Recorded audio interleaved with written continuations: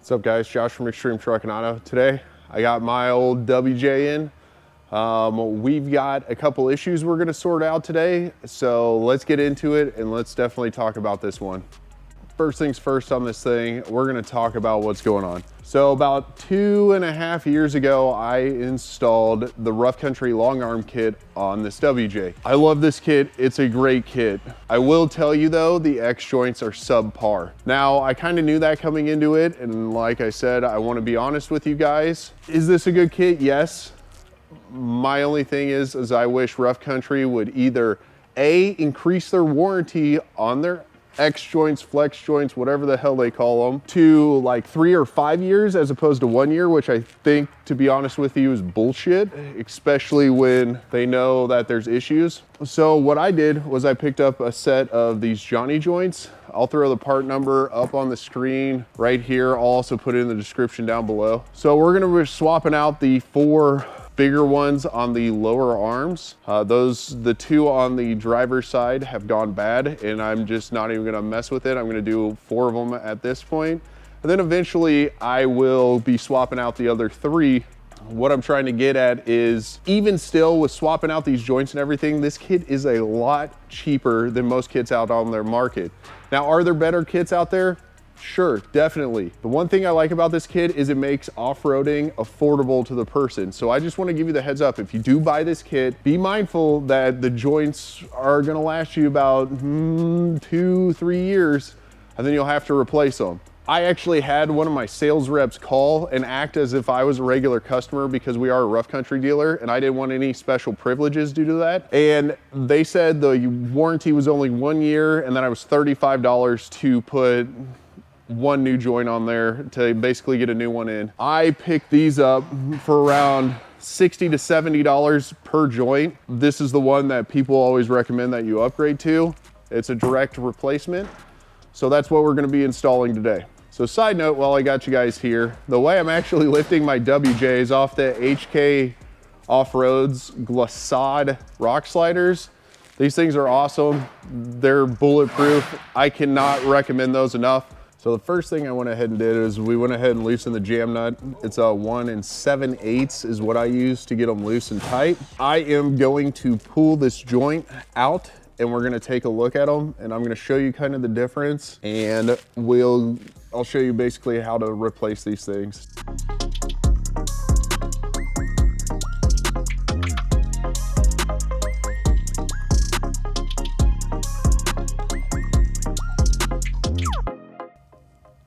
So we'll say 2.5 inches. So what you guys just saw me do there is I measured from the end of here to the center of this joint to give me roughly how far out I want this Johnny joint to stick. So I'm gonna go ahead and remove this, and then we'll get this over to the table and take a look at it. So I got the joints, I got one of the joints out. The main difference I'm noticing in between the two, besides the longer shank, which doesn't matter on mine, if you do have like 6-8 inches of lift with this kit, you can get a longer shank one. But the main thing I am noticing is if you look in here, the joint itself is a little more covered and protected than the Rough Country one. And as you guys can tell, I grease these things pretty damn often, and it's really frustrating that they went bad so quick. But it is what it is, and like I said, it got me into a lift kit substantially cheaper than some of the other ones out there on the market. Like I said, there are better kits, but typically when you get these joints replaced and get them kind of out of the system, this kit's good to go. I'm gonna take the nut off of this one. We're gonna throw it in here. Maybe later on or a separate video, I'll break this down and we'll kind of see what's going on the inside of the Rough Country joint. So here's that part number if anyone's curious on what I got to replace. Like I said, if you do have a 6 or 8 inch lift on your Jeep, they do make a longer shank one, so you're able to run them out further, but I don't plan on going much higher. I might go 6 inches eventually, but for right now, 4 inches is more than enough for what I need. Like I said, I don't plan on really rock crawling this thing. It's more so an overlander and whatever else. We already got this joint in. I got it all greased up. Now I'm gonna go ahead and replace this one and this one right there, sorry. and then we'll move on to the fronts. The fronts are gonna be a little bit more of a pain in the ass than the rears. The rears are really simple to do. They just basically undo this one bolt, they fall out of the way. But yeah, let's get her done.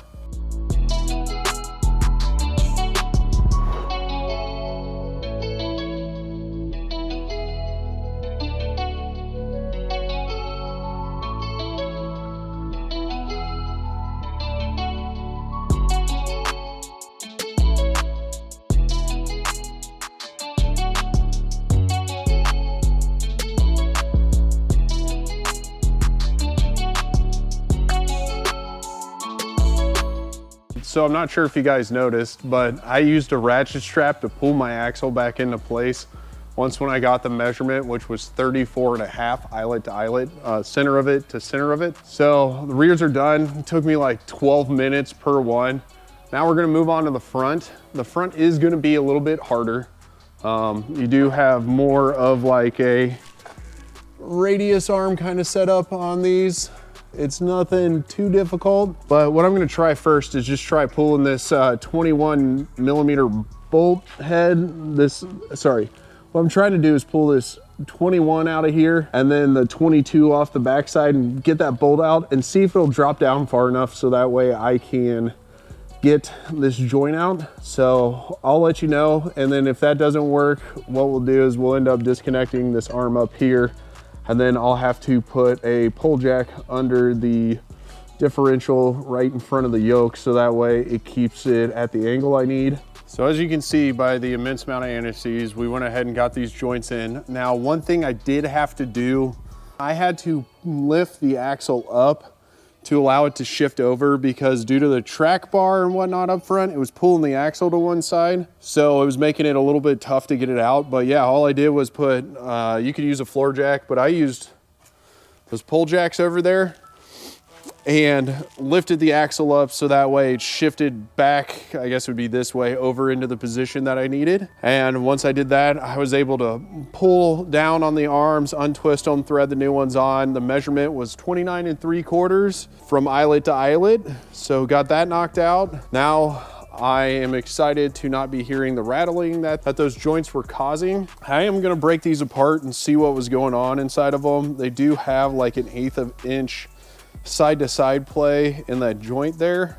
Yeah, I'm a little bit frustrated with Rough Country. Definitely a shame on you when it comes to the warranty on these things. It needs to be like 3 or 5 years, and I think you guys would see an improvement. And like I said, offer the customer the ability to upgrade the joints. I think that would be a really good idea. You know, do you want our X joints or do you want the Rock Jock Johnny joints?